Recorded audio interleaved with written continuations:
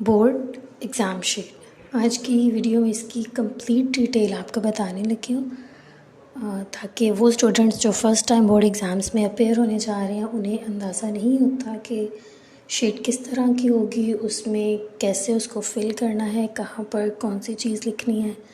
और वो काफ़ी चीज़ें गलत कराते हैं जो कि बाद में मार्किंग के दौरान या आपके पेपर ट्रेस करने के दौरान बहुत ज़्यादा प्रॉब्लमेटिक हो जाता है।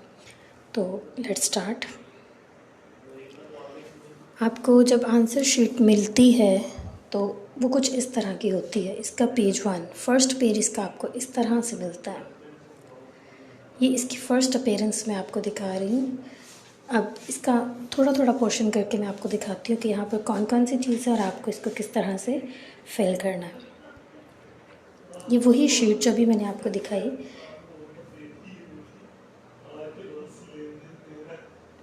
उसी शीट का ये हाफ मैंने थोड़ा जूम करके इसको दिखा दिया है। सबसे पहले टॉप पर यहाँ पर आपका एक नंबर लिखा होता है, शीट नंबर। फ़िलहाल मैंने उस शीट नंबर को रिमूव कर दिया है। आपके पास तकरीबन 10 डिजिट का अपना एक नंबर होता है। हर किसी का शीट नंबर अपना अपना है, अलग है, और वो शीट नंबर आपको आपकी अटेंडेंस शीट पर मार्क करना होता है। जब आप अपनी अटेंडेंस लगाते हैं तो वहाँ पर आप अपने रोल नंबर के साथ अपनी ये शीट नंबर लिखते हैं, जो कि हर इंडिविजुअल की डिफरेंट है, और कभी कोई प्रॉब्लम अगर होता है तो इस शीट नंबर से आपका पेपर इजीली ट्रेस किया जा सकता है। अब यहाँ पर जैसा कि आपको लिखा नज़र आ रहा है कि सबसे पहले है डेट। डबल डी का मतलब है कि यहाँ पर आप डेट को मेंशन करेंगे। ये मंथ के लिए है, और वाई जो है वो ईयर को शो कर रहा है। डी के लिए 2 ब्लॉक्स हैं। अगर तो सिंगल डिजिट आपकी डेट है, फॉर एग्ज़ाम्पल इट्स 9, तो आप यहाँ पर 09 लिख देंगे। लेकिन अगर डबल डिजिट है तो ऑफ कोर्स आपके दोनों डिजिट्स में दोनों ब्लॉक्स में एक डिजिट फिल हो जाएगा। यहाँ पर सेम मंथ के लिए भी ऐसा ही है। जैसे आपका मंथ है अप्रैल, तो आप यहाँ पर 04 लिख देंगे, और उसके बाद आपका ईयर, जो भी आपका ईयर है 2023। फिर उसके बाद यहाँ पर आपकी शिफ्ट आ जाती है कि आपका एग्ज़ाम किस टाइम पर है। अगर आप मॉर्निंग में अपेयर हो रहे हैं तो आप मॉर्निंग वाले ब्लॉक को फिल कर दें या टिक कर दें, और अगर आप इवनिंग में पेपर दे रहे हैं तो आप इवनिंग वाले ब्लॉक को फिल कर देंगे। उसके बाद यहाँ पर आता है आपका रोल नंबर का पोर्शन। रोल नंबर आपको आपके रोल नंबर स्लिप पर लिखा हुआ मिलता है। ये 6 डिजिट का रोल नंबर है, और उसके बाद आपने उसकी फिलिंग करनी है बबल्स के अंदर। इस दफ़ा पिंडी बोर्ड के लिए एक स्पेसिफ़िकली अच्छी बात यह है कि अक्सर स्टूडेंट्स ये बबल फिलिंग को गलत कर दिया करते थे, रोल नंबर की फिलिंग गलत हो जाती थी। लेकिन इस दफ़ा उन्होंने आपके लिए एक बहुत आसानी पैदा कर दी है बोर्ड ने, और उन्होंने क्या किया है कि आपके रोल नंबर स्लिप्स के ऊपर ही बबल फिलिंग के साथ सेम पैटर्न में ये चीज़ आपके रोल नंबर स्लिप के ऊपर मौजूद है। वहाँ से आप देखकर अंदाज़ा लगा सकते हैं कि यह आपने बबल्स कैसे फिल करने हैं। नेक्स्ट आपका आता है यहाँ पर पेपर कोड। आपको जो ऑब्जेक्टिव पोर्शन दिया जाता है, ऑब्जेक्टिव क्वेश्चन पेपर दिया जाता है, उसके टॉप राइट कॉर्नर पर 4 डिजिट्स का एक कोड लिखा होता है। फॉर एग्ज़ाम्पल 7512, तो वो आप यहाँ पर फिल कर देंगे, और उसी तरह ब्लॉक ये जो आपके बबल्स हैं इनको फिल कर देंगे। अच्छा, कुछ इंस्ट्रक्शंस बोर्ड ने आपके लिए लिखी हुई हैं, उनको देख लेते हैं। पहली इंस्ट्रक्शन क्या है कि आप जो है वो ब्लू या ब्लैक पेन या मार्कर सिर्फ इस्तेमाल कर सकते हैं बबल्स को फिल करने के लिए। मतलब जो इंक आप यूज़ करेंगे वो ब्लू या ब्लैक होनी चाहिए, पेन हो या मार्कर हो, दैट रियली डजेंट मैटर। दूसरी बात जो बोर्ड आपके लिए लिख रहा है कि fill shade the circle completely. मतलब ऐसा नहीं है कि आपने आधा सा सर्कल फिल कर दिया जैसे ये, या आपने इस तरह से एक डॉट के साथ फिल कर दिया, बल्कि आपका करेक्ट जो तरीका है, एग्जैक्ट अच्छा तरीका है, सही तरीका है, वो ये है कि कम्प्लीटली आपने उस सर्कल को फिल करना है। उसके बाद वो आपको कह रहे हैं कि आपने इस शीट को मोड़ना, मरोड़ना, तोड़ना कुछ नहीं करना, और ना इस पर किसी किस्म की स्टेपल पिन या कुछ भी यूज़ करना है। जैसे बोर्ड ने आपको शीट हैंड ओवर की है उसी तरह से आप उनको रिटर्न बैक करेंगे। अब आपने अपनी डेट मेंशन कर ली, आपने अपना रोल नंबर फिल कर लिया, पेपर कोड फिल कर लिया, आपने अपनी शिफ्ट लिख ली। आगे आ जाते हैं इस पोर्शन पर। यहाँ पर आपके पास 2 खाने हैं, एक है मैट्रिक का, एक है इंटर का। अगर आप मैट्रिक के एग्ज़ाम्स दे रहे हैं, चाहे वो 9th है या 10th, वो मैट्रिक काउंट होगा। फर्स्ट ईयर है या सेकेंड ईयर है, वो इंटर काउंट होगा। तो आप अगर 9th-10th के स्टूडेंट हैं तो आप मैट्रिक वाले यहाँ पर ये मैट्रिक वाले सर्कल को फिल करेंगे, और अगर आप फर्स्ट ईयर या सेकेंड ईयर के स्टूडेंट हैं तो आप ये एंटर वाले बबल को फिल कर देंगे। उसके बाद पार्ट 1 या 2 से क्या मुराद है, अगर आप 9th में हैं तो ऊपर आप मैट्रिक और नीचे पार्ट 1 को सर्कल करेंगे, और अगर आप इंटर फर्स्ट ईयर में हैं तो ऊपर आप इंटर और पार्ट 1 को करेंगे। अगर आप 10th या सेकेंड ईयर में हैं तो आप पार्ट 2 को सर्कल करेंगे। उसके नीचे है एनुअल या सप्ली। आप सप्ली के एग्ज़ाम्स दे रहे हैं या एनुअल पेपर्स दे रहे हैं, मतलब अगर आप फर्स्ट टाइम अपेयर हो रहे हैं तो आप एनुअल को सर्कल कर देंगे, और अगर आप सप्ली के एग्ज़ाम्स दे रहे हैं तो आप सप्ली को सर्कल कर देंगे। मॉर्निंग और इवनिंग एक दफ़ा आप ऊपर भी टिक मार्क कर चुके हैं उसको, और फिर यहाँ पर भी आप फिल करेंगे। उसके बाद नीचे आपका लास्ट ब्लॉक आता है सब्जेक्ट का। जिस भी सब्जेक्ट का आपका पेपर है वो सब्जेक्ट आप वहाँ पर लिख देंगे। फॉर एग्ज़ाम्पल आपका इंग्लिश का पेपर है तो आप सब्जेक्ट के खाने में लिख देंगे। इंग्लिश उर्दू का पेपर है तो उर्दू जो सब्जेक्ट आपका है वो आप इसमें मेंशन कर देंगे।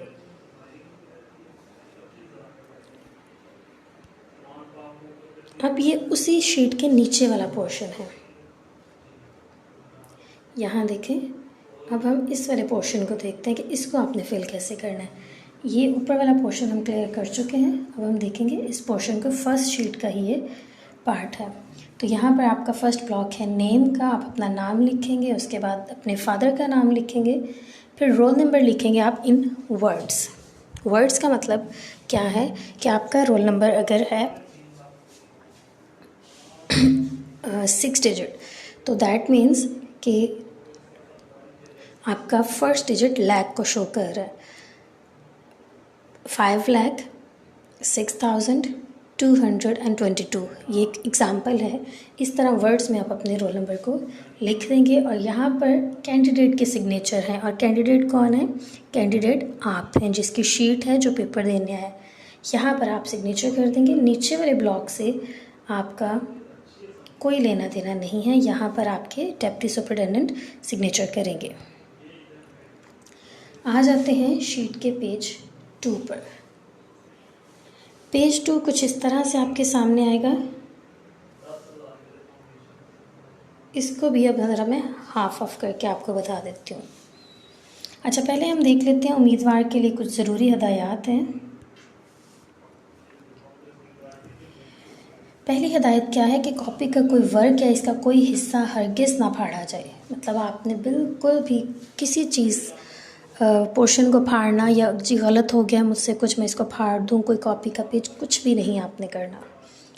और अगर आपने पहले अपनी आपको जो आंसर शीट मिली है उसको खोलें, उसको देखें, उसको चेक करें। अगर वो कहीं से ख़राब है, फटी हुई है, तो आपने अपने डिप्टी सुपरिटेंडेंट या इन्विजिलेटर जो भी वहाँ पर मौजूद है, आपने उनको वो शीट रिटर्न करके नई शीट लेनी है। दूसरा क्या है कि आपने अपने क्वेश्चन पेपर पर रोल नंबर के अलावा कोई चीज़ नहीं लिखनी। आपको जो क्वेश्चन पेपर दिया जाएगा उस पर आपने सिर्फ़ और सिर्फ अपने रोल नंबर को मेंशन करना है। उसके अलावा आप कुछ भी लिखेंगे तो वो चीटिंग केस माना जाता है। ओके जी। उसके बाद आपका है कि कॉपी वो कह रहे हैं आपकी पूरी शीट को कॉपी, उसको इसलिए कह रहे हैं कि उसके अंदर काफ़ी ज़्यादा शीट्स लगी होती हैं, तो एक छोटी सी कॉपी बनी होती है। वही बात दोबारा से वो कह रहे हैं कि इसका कोई हिस्सा ना फाड़ा जाए और इसके दोनों तरफ लिखा जाए। दोनों तरफ से मुराद ये कि ऐसा नहीं कि आपने एक तरफ लिखा, दूसरा सफ़ा खाली छोड़ दिया, बैक साइड खाली छोड़ दिया, फिर आपने आगे लिखा और फिर उसकी बैक साइड खाली छोड़ दिया, बल्कि आपने पूरी शीट पर लिखना है। लाइन छोड़ने की भी बोर्ड आपको परमिशन नहीं दे रहा। दूसरा वो क्या कह रहे हैं कि आपने अपना कमरा इम्तिहान छोड़ने से पहले, एग्ज़ामिनेशन हॉल में से निकलने से पहले अपनी कॉपी हर सूरत आपने रिटर्न करके जानी है। अगर आप कॉपी साथ लेकर जाएंगे तो आप फ़ेल कंसिडर होंगे। ना सिर्फ फ़ेल होंगे बल्कि आपके अगेंस्ट कोई कानूनी कार्रवाई भी हो सकती है। बेशक आपने उस पर एक क्वेश्चन भी ना लिखा हो, तो भी आपको ये अलाउड नहीं है कि आप अपने शीट को साथ लेकर जा सकें।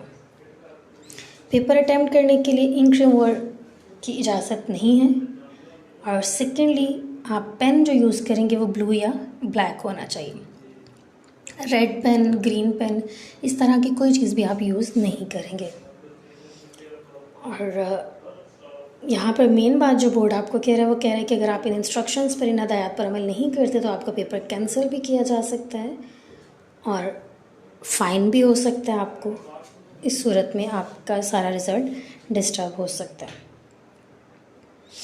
अब यहाँ पर अगर हम देखें तो ऊपर, इसी से ऊपर, हदायत से ऊपर आपको ये वाला जो पोर्शन मिला हुआ है, इसमें देखें आपने क्या फ़िल करना है। दस्तखत उम्मीदवार, मैं पहले भी बता चुकी हूँ कि उम्मीदवार आप हैं। यहाँ पर आपने अपने सिग्नेचर्स करने हैं। मज़मून आप लिखेंगे अपना कि आपका कौन सा सब्जेक्ट है, ठीक है। उसके बाद है पर्चा। यहाँ पर अक्सर स्टूडेंट कंफ्यूज होते हैं कि इसमें हम क्या लिखें, क्योंकि पर्चे और मज़मून को वो सेम समझ होते हैं। तो पर्चा आपने लिखना है कि लाजमी है या इख्तियारी, आपका कोई कंपलसरी पेपर है या ऑप्शनल है। ग्रुप आपका फ़र्स्ट है या सेकंड है, जो भी है। उसके बाद रोल नंबर हिंसों में 1 2 3 करके, फिर लफ्ज़ों में जैसे मैंने आपको पिछली शीट पर बताया, यहाँ पर आप उर्दू में उसी को लिख देंगे। अगर आपको नहीं समझ आती उर्दू में तो आप उसको इंग्लिश में भी राइट कर सकते हैं, कोई प्रॉब्लम नहीं है। फिर उम्मीदवार का नाम, मतलब आपका नाम आ गया, आपके वालिद का नाम आ गया। इम्तिहान आपका सालाना है या ज़मनी, वही बातें जो पीछे पूछी जा रही थी, एनुअल है या सप्ली। और यहाँ पर आप ईयर लिख देंगे 2023। जिस सेंटर में आप पेपर दे रहे हैं उस सेंटर का नाम, उस स्कूल का नाम, उस कॉलेज का नाम, जहाँ पर भी आप पेपर दे रहे हैं। और फिर यहाँ पर सिग्नेचर्स हैं आपके डिप्टी सुपरिटेंडेंट के। नीचे फिर से वही इन्फॉर्मेशन है। नीचे जो इसके अलावा पोर्शन है जहाँ पे ये ब्लॉक्स बने हुए हैं, इसके साथ आपका कोई लेना देना नहीं है। ये आपके उस स्टाफ के लिए है, उस जो कि आपके पेपर को मार्क करते हैं, चेक करते हैं, ये उनका काम है। उसके बाद पहले 2 पेजेस हमने डिस्कस कर लिए। आगे आते हैं बहुत सारे, तकरीबन कोई 8-10 खाली शीट्स आती हैं, सेंटर के पेजेस आते हैं। और ये वो पेजेस हैं जो कि ब्लैंक हैं, जिनके ऊपर आपने अपना पेपर अटैम्प्ट करना है, अपने क्वेश्चंस अटैम्प्ट करने हैं। उसके बाद आ जाती है आपकी लास्ट शीट। लास्ट पेज है, बहुत इम्पॉर्टेंट पेज है। इम्पॉर्टेंट किस सेंस में है कि आप यहाँ पर अपने MCQs जो हैं उनका रिस्पांस देते हैं। ये आपके MCQs रिस्पांस शीट है, इसको ज़रा डिटेल में देखते हैं। यहाँ पर आप अपना पेपर कोड लिखेंगे, वही कोड जो मैं आपको बता चुकी हूँ कि आपको जब ऑब्जेक्टिव मिलेगा तो उसका एक पेपर कोड आपके ऑब्जेक्टिव के राइट कॉर्नर पर लिखा होता है, 7254 या समथिंग। ये 4 तरह के पेपर कोड्स होते हैं।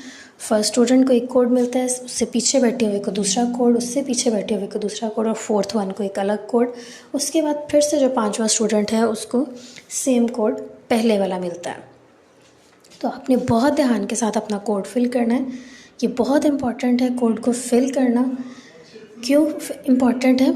इसलिए इम्पॉर्टेंट है कि फिर आप इसी के मुताबिक आपका पेपर चेक होता है, मार्क किया जाता है। अब आपने कोड नहीं लिखा तो मार्क करने वाले को नहीं पता कि आपने आंसर्स किस कोड के हिसाब से दिए हैं। अच्छा जी, अब आते हैं कि MCQs की फिलिंग कैसे करनी है आपने। क्वेश्चन पेपर जो आपको मिला है उस पर पेपर कोड के बाद आ जाते हैं आपके क्वेश्चंस। वहाँ पर आप पढ़ेंगे अपना पहला सवाल, और आपको लगता है कि अगर उसका बेस्ट ऑप्शन जो है वो C है तो आप 1 वाले खाने में C वाले बबल को फिल कर देंगे और अच्छे से फिल करेंगे। आप ना रिमूव करेंगे, ना कटिंग करेंगे, ना एक से ज़्यादा बबल्स फिल करेंगे। एक ही बबल फिल करेंगे और उसको बहुत अच्छे तरीके से फिल करेंगे। उसके बाद आप अपने क्वेश्चन पेपर से, ऑब्जेक्टिव वाले क्वेश्चन पेपर से आप अपनी दूसरे वाले MCQ की स्टेटमेंट पढ़ेंगे। और वहाँ पर अगर आपको लगता है जी best option for example D, तो आप 2 के सामने वाले D को फिल कर देंगे। इस तरह से आपके 12 या 15 जितने भी MCQs हैं आप उन सब को इसी तरतीब से फिल करते जाएंगे। और ये आपका पहले करने वाला काम है। एक बहुत इम्पॉर्टेंट बात मैं आपको बता दूं कि आपके जो MCQs का क्वेश्चन पेपर होता है वो आप बेशक उस पर आप अपने आंसर्स मार्क कर दें, लेकिन वो आपके किसी काम के नहीं है। आप अगर इन बबल्स को फिल नहीं करते तो आपको 1 नंबर भी नहीं मिलेगा। सो बी केयरफुल। आपने इस पार्ट को, बिल्कुल आपकी शीट का आखिरी पेज होता है, इसको आपने मार्क करना नहीं भूलना इस मामले में आपने, क्योंकि ये आपके 12 या 15 नंबर हैं। तो अगर आप इनको भूल जाते हैं, क्वेश्चन पेपर पर आप फिल कर देते हैं, तो आपको कोई नंबर नहीं मिलेगा। लास्ट में जो मार्क्स लिखे हुए हैं या मार्क एग्जामिनर है, अगला पोर्शन उसकी फिलिंग का है, ये वाला, सॉरी, ये पोर्शन, इसके साथ आपका कोई लेना देना नहीं है। आपका काम सिर्फ इतने से पोर्शन के साथ है जो शीट मैंने आपको अभी दिखाई है।